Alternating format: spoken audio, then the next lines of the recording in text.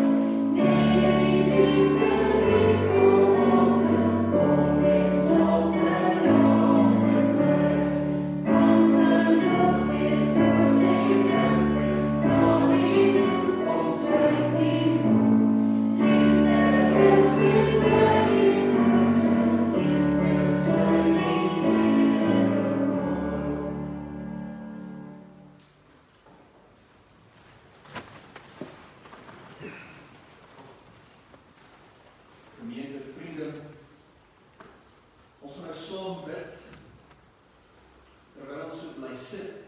En dan direk daarna, sonder aankondiging, waar ons steeds bly sit, antwoord ons met die sin van die Onse Vader. Ons bid saam. Ons Vader wat in die hemel is,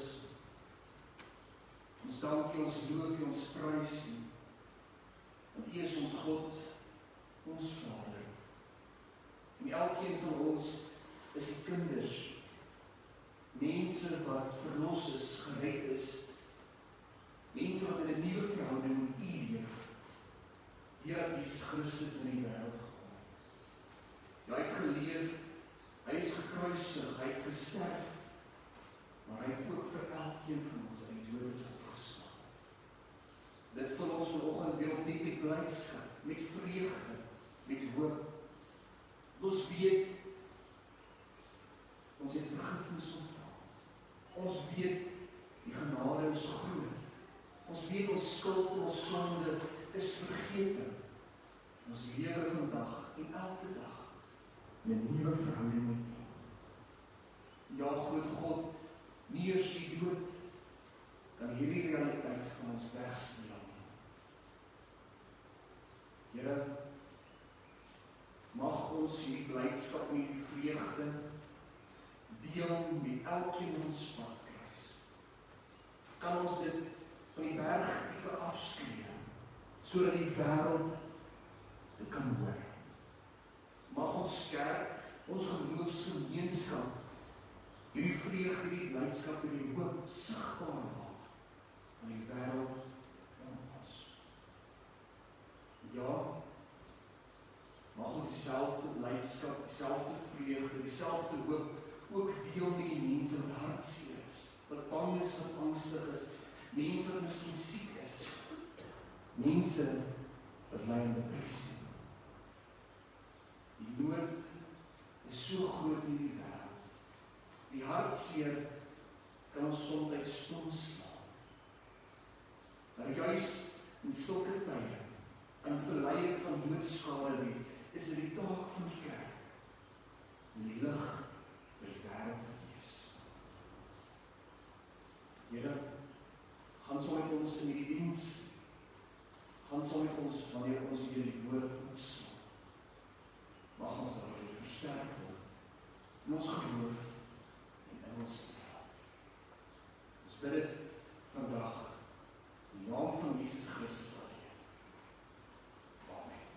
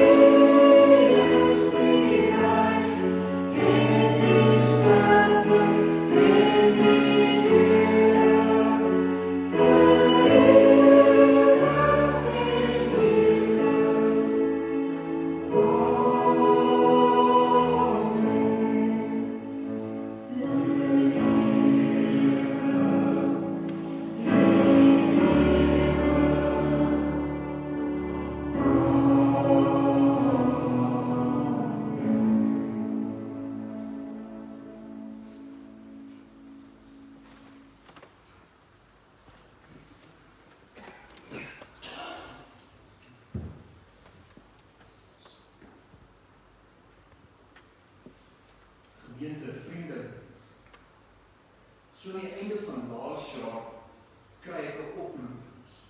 Dis 'n dame wat my bel en sy vra dat ek die bruilofseremonie moet behartig. Maar sy sê vir my ek moet hierdie diens in Engels doen. Nou, gewoonlik is dit nie vir my 'n probleem of 'n uitdaging nie. Ek het immers 'n matriek onderskeiding vir Engels gekry. Ek dink ek kan Engels praat. Sy sê egter toe vir my dat die familie op al die pad van Skotland, hulle verstaan nie 2 woorde Afrikaans nie. Ek moet regtig net Engels praat. Engelse gebede, Engelse teksgedeelte, Engelse preek, selfs die huweliksformulier in Engels wees. Ek het nie eens Engelse huweliksformulier, ek het hom toe gaan vertaal. My vriende, dit is ons aangrypende diens. Ek kom daar aan fancy, jy kan nie glo nie. Hierdie Skotse mansdag op met hul kiels. Ernstige saak. Soos die dag nader beweeg, word my angs, my vrees net meer en meer. En ek kla al hoe meer by hulle nie. En ek is lus om hierdie mense te skaap en te sê, ek moet iemand anders te kry. Ek voel nie opgewasse genoeg om die diens vir hulle te behartig. Uiteindelik het ek maar, soos hulle sê in Engels, die bullet gebyt. Ek is soen toe en ek het met hakke en stoot het ek die diens behartig. Nou vriende, net soos ek aan die einde van laas jaar so 'n oproep ontvang het om die evangelie te verkondig, selfs onder moeilike omstandighede wat vreemd aan my is. So word elkeen van ons, ek dink weekliks geroep om diensbaar te wees in die koninkryk van God. Elkeen van ons kry oproepe van die Here. Miskien om Engels te praat vir 'n klomp skotte nie, maar om steeds diensbaar te wees op een of ander wyse in die kerk en in God se koninkryk. Dis 'n oproep dat elkeen van ons uit ons gemaksone trek.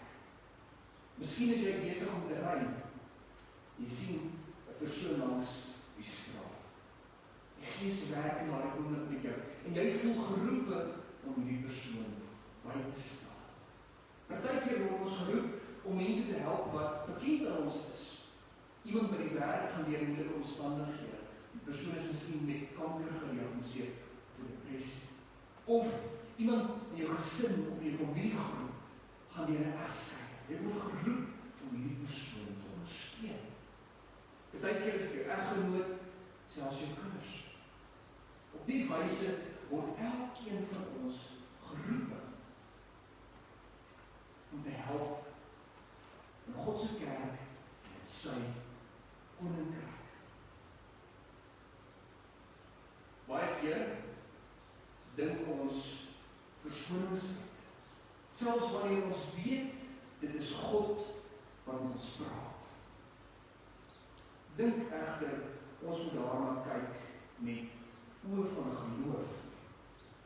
Wanneer ons na hierdie roeping kyk met oë van geloof, dan gebeur dit soms dat ons heeltemal anders luister, maar ook sien. Wat beteken dit as ons met oë van geloof en ore van geloof luister en kyk? In my geval beteken dit nie dat 'n dame my skakel om 'n erediens vir hulle te behartig. Ek dink dit is God wat my wil gebruik om die evangelie te dien aan mense wat miskien nie die evangelie ken of hoor. Dit is nie net nog 'n persoon wat op die straat hoek staan. Dit is miskien God wat jou wil gebruik as instrument, as sy hande en sy voete in hierdie wêreld.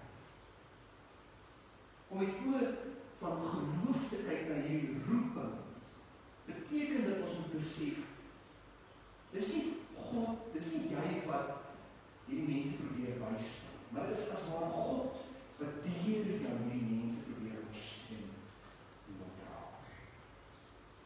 Is ons in staat om hierdie kop styf te maak, om met 'n geloofsingesteldheid na ons roeping te kyk? Wel vriende, Jona het geweet, dit is die Here wat hom roep. Moses het geweet, dit is die Here wat steeds verskonings uitgedruk. Soos ek en jy. Wat sê ons vir onsself? Ek sê in my geval, my Engels is nie goed genoeg nie. Hierdie skotte gaan vir my lag. Daarom wil ek die evangelie gaan verkondig. Miskien sê jy, maar dit is nie my gawes of my talente nie. Ek is nie iemand wat reg op die wyse help of ondersteun. Miskien sê jy vir jouself, ek het nie geld nie, of ek het nie die middele nie, ek het nie die tyd of energie nie. Daarom kan ek nie bystaan. Baie mense het al gesê vir my, dis die dominee se werk, dis die ouderlinge en die diakens se werk, dis nie my werk om in die kerk te werk of in sy koninkryk te werk. Dis nie my werk om mense in die hospitaal te gaan besoek of iemand te help met depressie. Dis ons die predikant se werk.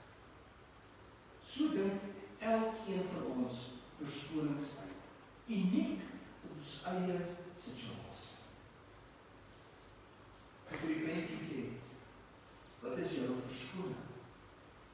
Dink vir 'n oomblik by jouself, wat se verskonings dink jy uit om nie jou roeping te aanvaar nie? Wat se verskonings dink jy uit om nie diensbaar te wees in God se kerk en sy koninkryk? Die vraag wat by ons staan in die week is soos volg. Hoe hanteer God ons wanneer ons nee vir ons sê? Hoe hanteer God vir ons wanneer ons 'n dowe oor gooi vir sy roepstem? Hoe hanteer God ons wanneer ons sê, dat is nie my gawes of my talente nie. Ek is mos nie die predikant. Dit is die predikant se werk. Die antwoord op hierdie vraag kry ons in Eksodus 4 van vers 1 tot 7. En hier lees ons van Moses, die onwillige Moses. Moses as twyfelaar. Moses as die persoon wat nee vir God sê. Hoe hanteer God vir Moses in sy onwilligheid? Maar ons sal besef, God hanteer vir jou en my presies dieselfde wyse. Ons lees die teksgedeelte saam. Eksodus 4 van vers 1 tot met vers 17. Maar toe sê Moses, sê dat die Israeliete glo my nie, en hulle luister nie na my nie, en hulle sê die Here het nie aan my verskyn nie. Toe vra die Here vir hom, wat het jy in jou hand? 'n Kierie, antwoord Moses. Gooi die kierie op die grond, sê die Here vir hom. Toe hy dit op die grond gooi, word dit 'n slang, en Moses het daarvoor pad gegee. Die Here sê vir Moses, steek jou hand uit en gryp hom aan die ster. Moses steek sy hand uit en gryp hom. En skielik word dit weer 'n kierie in sy hand. Toe sê die Here, op grond hiervan sal hulle glo dat die Here, die God van julle voorvaders, die God van Abraham, die God van Isak en die God van Jakob, aan jou verskyn het. Steek nou jou hand in die vou van jou klere. Hy steek toe sy hand in, en toe hy dit uittrek, was dit melaats, so wit so sneeu. Hierna sê die Here, steek nou weer jou hand in jou klere. Hy steek weer sy hand in, en toe hy dit uittrek, was dit gesond. Toe sê die Here, as hulle jou na die eerste wonderwerk nie geglo het nie, en hulle nie daaraan gespeet nie, behoort hulle jou nou na hierdie een wel te glo. As hulle jou na hierdie twee wonderwerke nog nie glo nie, en nie na jou luister nie, moet jy van die Nyl se water vat en op die grond uitgooi. Die water wat jy in die Nyl gevat het, sal dan op die grond bloed word. Toe sê Moses vir Here, ag Here, ek kan nie goed praat nie, ek kon nie vroeër nie, en ek kan ook nie nou nie, hier waar U met my praat. Ek praat swaar, en my tong sukkel. Daarna sê die Here vir hom, wie het aan die mens 'n mond gegee? Wie maak stom of doof, of siende of blind? Is dit nie ek nie, die Here nie? Gaan nou, ek sal jou help met die praat, en jou leer wat jy moet sê. Maar Moses antwoord, asseblief tog Here, stuur liewer iemand anders. Toe word die Here kwaad vir Moses en sê, Aaron die Leviet is mos jou broer, En ek weet, hy kan sy woord goed doen. Hy is al op pad om jou te ontmoet, en hy sal bly wees om jou weer te sien. Praat met hom, en sê vir hom wat om te sê. Ek sal by jou wees, as jy praat, en by hom, as hy praat. En ek sal julle leer wat om te doen. Wanneer hy namens jou praat met die volk, is hy jou segsman, en jy die een wat hom sy opdrag begee. Hou nou die kierie waarmee jy die tekens moet gaan doen. Ja. Vriende, ons lees net tot so ver, gelukkig is hierdie woord van die Here en dit te harte neem. Lees ons hierdie teksgedeelte, die bekende verhaal van Moses se roeping, sien ons hoe God reageer op Moses se onwilligheid. 3 keer in hierdie teksgedeelte sê hy nee vir die Here. Here, hulle gaan my nie glo nie. Wie is ek om by die Farao om die volk te waag? In derde plek sê hy, ag Here, ek kan nie goed praat, my tong sukkel. Hier waar ek nou met u praat, sukkel my tong, en so gaan my tong ook sukkel wanneer ek met die Israeliete met die Farao gaan praat.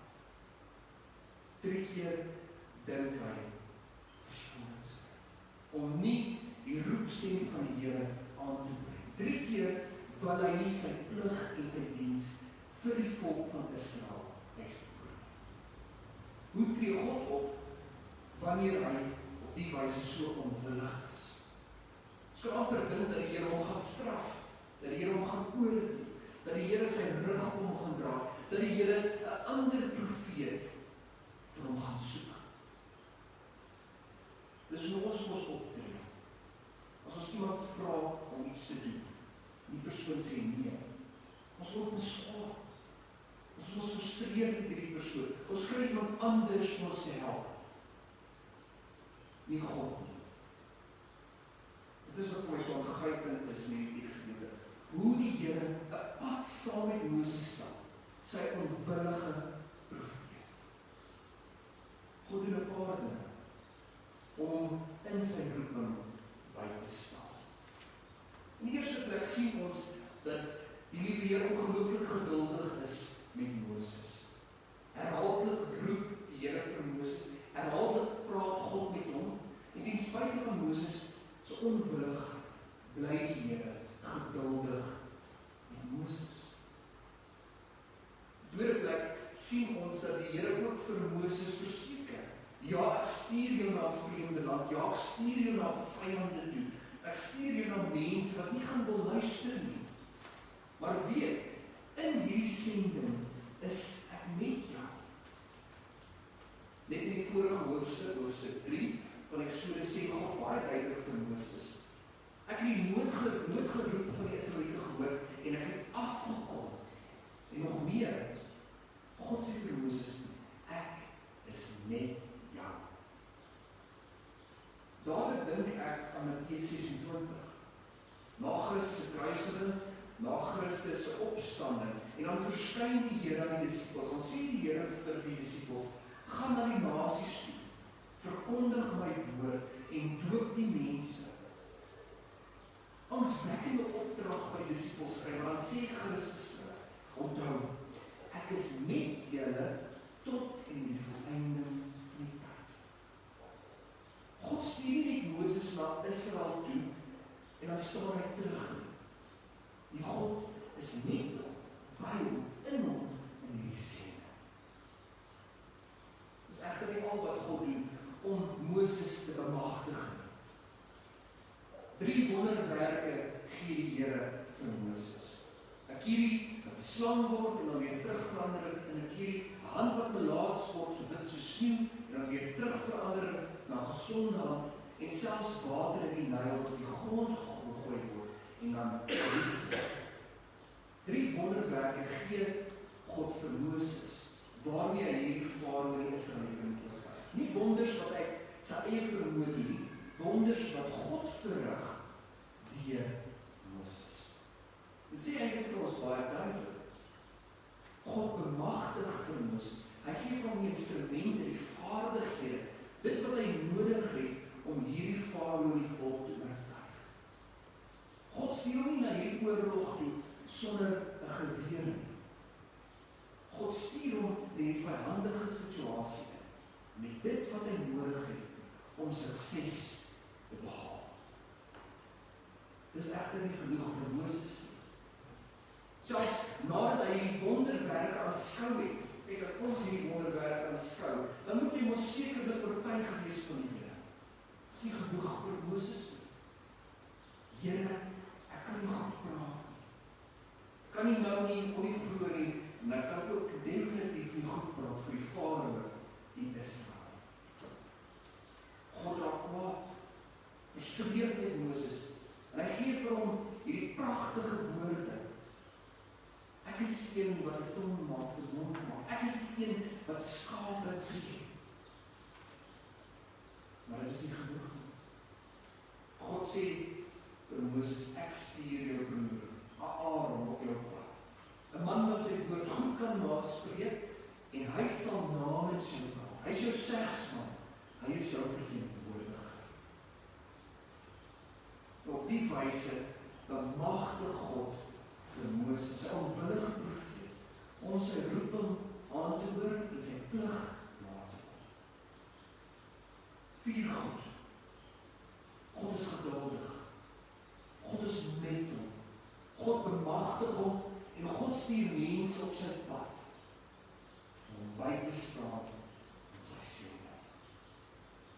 Vriende, ek glo so werk dit presies ook met jou en my. Ons word ook geroep. Ons word geroep om soms Engels te praat voor ons God. Ons word soms geroep om die man op die straat by te staan, of die familielid, of die vriend. Partykeer is die gemeentelid, partykeer is die gemeente, of die geloofsgemeenskap in sy geheel. Partykeer word ons geroep om onsself te help, nee? Ons laat ons onsself baie keer in die steek. Ons help ander mense, maar ons vergeet van onsself. Partykeer is die roeping om 'n bietjie moeite met jouself te maak. Wat ook al jou roeping is, ons is geneig om soos Moses te reageer. Ek is nie goed genoeg nie. Ek het nie die gawes of talent.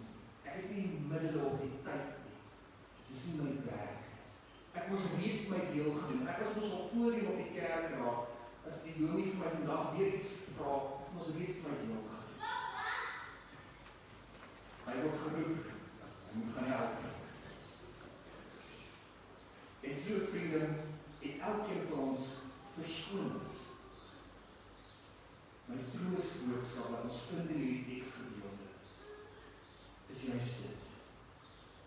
God is geduldig met ons. Hy kies ons vryheid. Die God ons Here besef en verstaan. Ons is miskien nog nie reg om hierdie taak te vervul. Ons moet ook nog groei in die geloof en in die lewe. En wanneer ons reg is om ons taak te vervul, eers dan stuur die Here ons pad.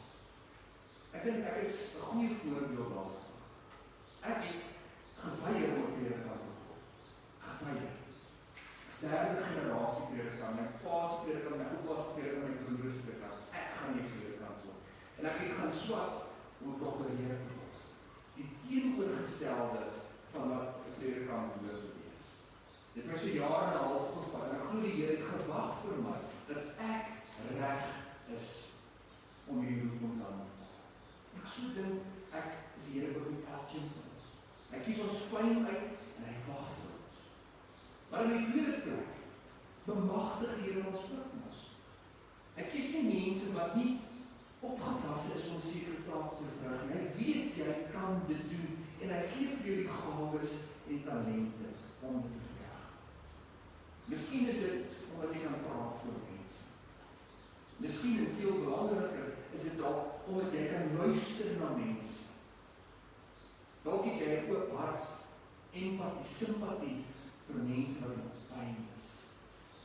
Dalk help jy met jou hand.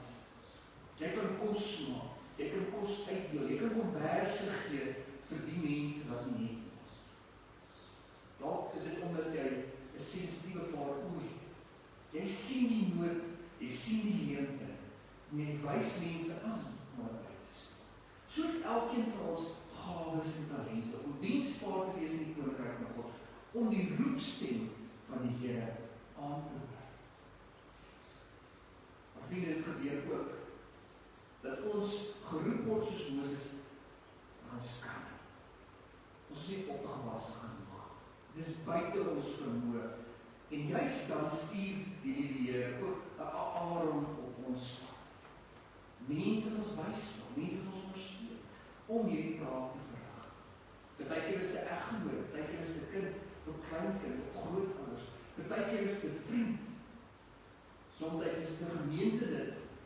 En nou net daarvan gepraat, hoe mense op haar pad gestuur is, gemeentelede om haar by te staan.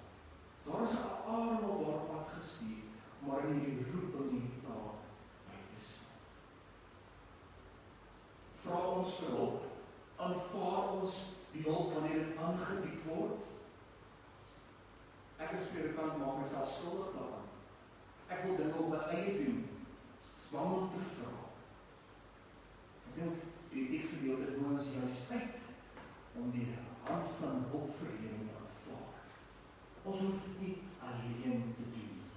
Ons kan ons roeping uitleef in die wêreld, in die gemeenskap van die gelowiges, met die hulp van ons broers en susters in die geloof. Miskien sit jy vanoggend daar by jouself en dink by jouself, maar hoekom? Hoekom kan ek nie maar net soos Jonah vlug nie? Die Here sê vir hom, gaan jy na Ninive toe. Hy vlug na Tarsis. Hoekom kan ons nie maar net na Tarsis vlug? God sê vir Moses, gaan terug Israel toe. Hoekom kan ons nie maar net nee sê en in Midian bly nie? Hoekom kan ons nie 'n dood oorgooi vir God se roepstem nie? Hoekom kan ons nie net ons oë toemaak vir die leemte en die hartseer en die pyn van die wêreld? Partykeer dink ons wil dit doen, want ons wil in die hemel kom. Of ons doen dit, ons leef ons roeping uit, sodat ons ander se aansien kan ontvang. As voor in die kerk, die ereposisie, as 'n goeie gelowige Christen. As ons dit doen, ons roeping aanvaar om in die hemel te kom, dan word geloof soos 'n versekeringspolis. Indien iets verkeerd raak gaan, dan gaan ek ten minste die hemel toe. Dis nie wat geloof is. Geloof is nie 'n versekeringspolis. Indien jy jou roeping aanvaar of jou geloofspligte uitleef, sodat ander mense jou kan sien, is jy niks beter as die Fariseërs en die skrifgeleerdes en op die straathoeke staan en bid, sodat ander mense jou kan sien. Ons hoor God se roepstem en ons luister, omdat Christus na die wêreld gestuur is en hy ook op 'n dag geroep was. Met sy doop die hemel opgegaan. En 'n duif het afgevlieg. En daar het 'n stem gesê, God self, dit is my geliefde seun, oor hom verheug ek my. Dit is Christus se roepingsmoment gewees. Sy brandende bosmoment, soos in Moses se geval. En Christus het op daardie dag die roepstem van die Here aangehoor en sy roeping aanvaar. Met die wete dat dit 'n pad van lyding is, met die wete dat dit uiteindelik aan die kruis sal eindig. Christus het nie teruggedouns vir die wreedheid van die kruis. Hy het teruggestaan vir een oomblik vir die skaamte van die kruis. En hy het sy roeping, sy sending in die wêreld voluit uitgeleef met die wete dat dit in 'n marteldood sal eindig. Dit het vir jou en my gedoen. Hy is geroepe om te sterf vir jou lewe. En juist uit dankbaarheid vir wat Christus vir ons gedoen het, juist omdat hy sy roeping aanvaar het, en hierdie pad tot by die kruis geloop het, kan ons nie anders om God ook aan te hoor wanneer hy met jou en my praat. Kan ons nie anders om as geroepenis in hierdie kerk en hierdie wêreld besig wees. Ons aanvaar die roeping wat die Here op ons pad bring, wat ook al mag wees, uit dankbaarheid, omdat Christus sy roeping aanvaar, terwille van jou en my. Kom ons gaan dan soos Moses, terug na ons eie Egipte. Kom ons gaan verskyn voor die Vader, wie en wat ook al mag wees. Kom ons roeping na. Kom ons word werklik waar die hande en die voete van God in hierdie wêreld. Omdat Christus vir jou en my gesterf het, maar ook in die dood het opgestaan. Mag die Here ons in bystaan en help. Amen. Gemeente vriende, ek gaan vir ons 'n oomblik vir stilte gee, terwyl die musiekspan vorentoe beweeg, en direk daarna gaan ons dan luister na die wet, soos ons dit vind in Galasiërs 5, vers 13 tot 26, dan sal ons verder in die diens beweeg. Ons wil vir 'n oomblik of twee staan.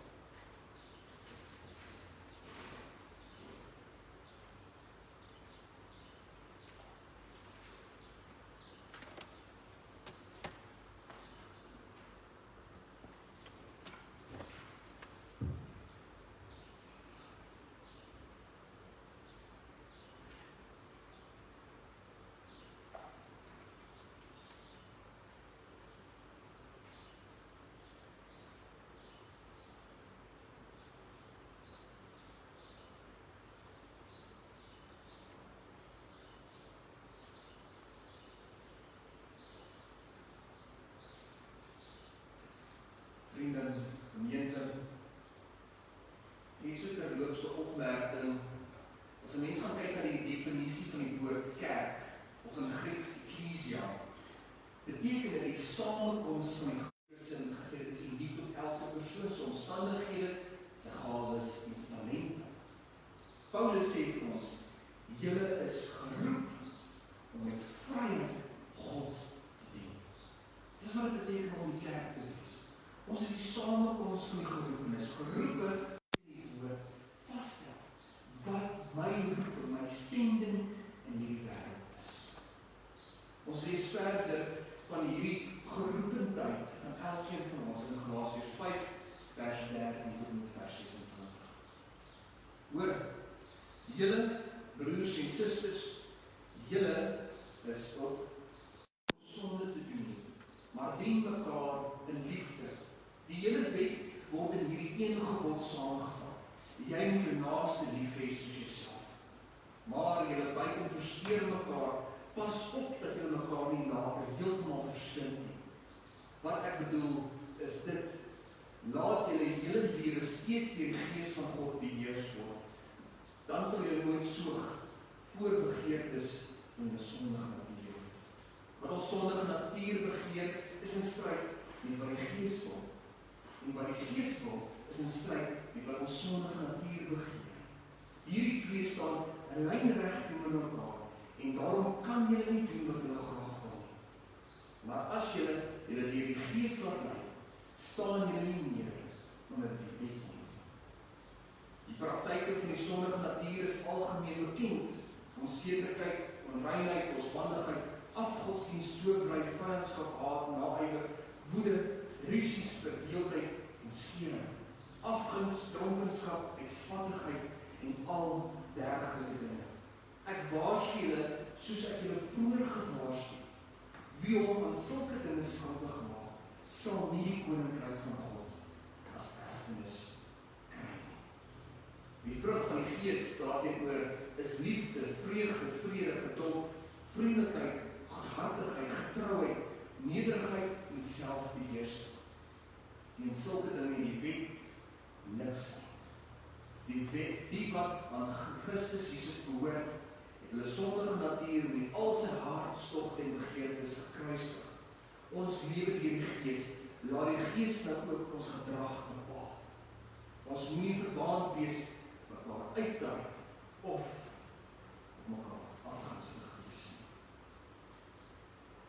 Vriende, gemeente, ons het nou geluister na die wet van God, Ons gaan ook nou in die wete dat ons volgens die Here se wil leef, of poog om deur die wil van God te leef, ons geloof bely. Ons bely ons geloof vandag saam as geloofsgemeenskap, maar ook saam met die kerk van alle eeuwig.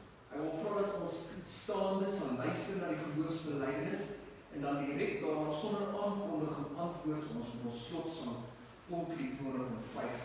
Na ons lied, ons slotsang bly staan vir die uitspreek van die Seun God. Kom ons bely nou ons geloof.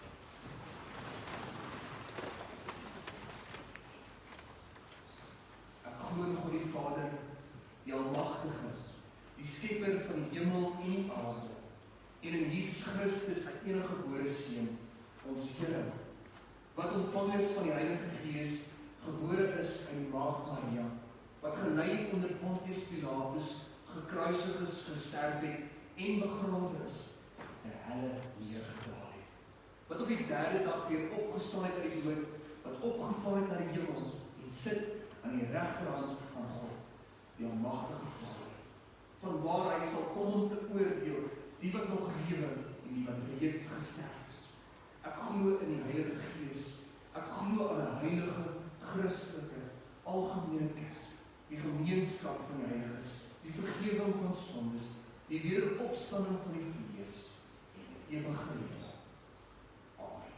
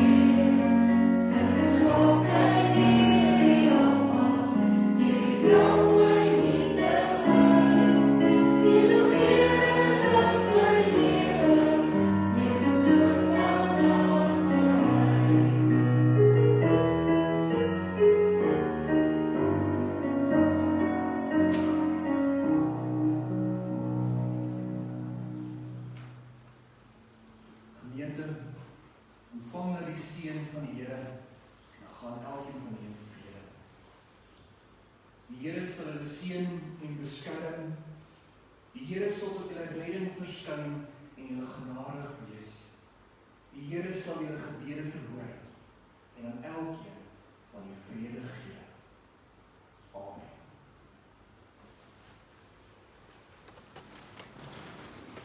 Dankie vriende, broers en susters. Ek sê nog 'n afkondiging kies.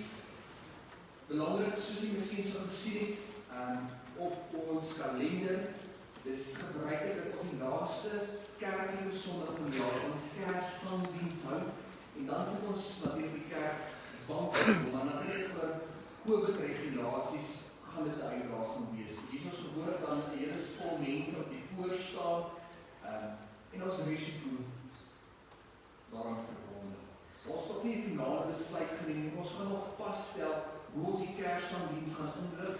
Die moontlikheid is daar dat ons die oggend dan 'n sangdiens gaan doen, in plaas van 'n Kerssangdiens in die aand. Ek het nou met verskeie ander predikante gepraat in Alberton en hulle is nog op onseker hoe hulle Kerssangdienste gaan inrig. Dit is nou maar net een van daardie dinge, ons weet hoe gelukkig nie wat moet doen nie. Hoopelik sal die infeksiekoers bietjie laer wees en baie tyd ons al ander besluit. Maar ons sien ook ons het vanoggend gehoor dat nie net in Suid-Afrika maar reg oor die wêreld die tweede vlaag van infeksies nou maar toeneem. Ons dank die Here dat ons die sterftes baie laag is. Ek is nou nie 'n mediese dokter nie, alles behalwe, maar ek sê vir ons hopelik dat die immuniteit veel verder gestrek het as wat die dokters vermoed. Dat meer mense COVID-19 gehad het as wat ons dink. So hou dit maar net in gedagte. Dan vriende, ons sou vanjaar ons visvangkompetisie gehou het. Ons wil nou uitgeskuif na volgende jaar Februarie doen. Ons sal nou maar sien hoe die dinge uitspeel, maar hou dit maar net in die agterkop. Ons wil graag ons visvangkompetisie wil hou. So ook met ons gemeentekamp. Ons sal die 3de en die 4de Desember gemeentekamp gehou. Maar weer eens onder huidige COVID-regulasies sal so iets nogals moeilik wees. Jy kan tussen familie en vriende kuier, maar teoreties kan jy nie reg by die buurman gaan kuier nie. En so 'n gemeentekamp is nou maar 'n samekoms van klomp mense. Ja, weet jy of julle gesien daai universiteit in die Kaap, waar die klomp jonges so gekuier het, so almal positief vir COVID-19. Ek wil nie dit in die koerant hê dat gemeente Steedster lekker gaan kamp het en die hele gemeente nou sien. So dit is nou maar 'n risiko wat daaraan verbonde is. Hier is ek maar net in gedagte ons deel maar die inligting met u. Aan die begin van die diens het ons gepraat met ons fondsinsameling. Ek wil net u weet as gemeentelede betaal. Ons het een groot skenking gekry, soos ek gesê het vanoggend hier, ek moet die persoon se naam kry. Een groot skenking gekry, maar baie van u het ook afgesien van daai skenking baie groot donasies vir ons gegee. Soos ek gesê het, dit maak baie dinge in die gemeente moontlik. Dis natuurlik nie net vir my salaris nie. En baie keer dink mense mos die geld ontvang word betaal die predikant se salaris. Dis een ding wat ons doen daarmee, gelukkig dankie Vader. Maar die ander ding wat ons daarmee doen is reg aangrypend. Die diensbaarheid in die gemeente, die lewe aan die gemeenskap is reg iets om in die hart van bly te maak. So ons dank u uit die diepte van ons hart. Maar hy sal vir my sê, ek moet julle herinner, omdat julle ons op die wyse ondersteun het, vriende, wanneer ons in staat is daarvan, gaan ons dan 'n groot stuk draai hier by die kerk. En dit is soos hulle sê, on the house. Alles is verniet, julle kom net in kuier saam, net om op 'n klein maniertjie dankie te sê vir die openhartigheid in die gemeente. Verder, julle sal geen ander sake nie, enigiets van julle kant af. Ek sien, hier is so 'n paar seniors, kom net vir my voor asseblief van mekaar, voordat julle na huis toe gaan. Dat ons net vinnig gesels oor ons Heilige Gees. Mag julle 'n wonderlike geseënde dag hê.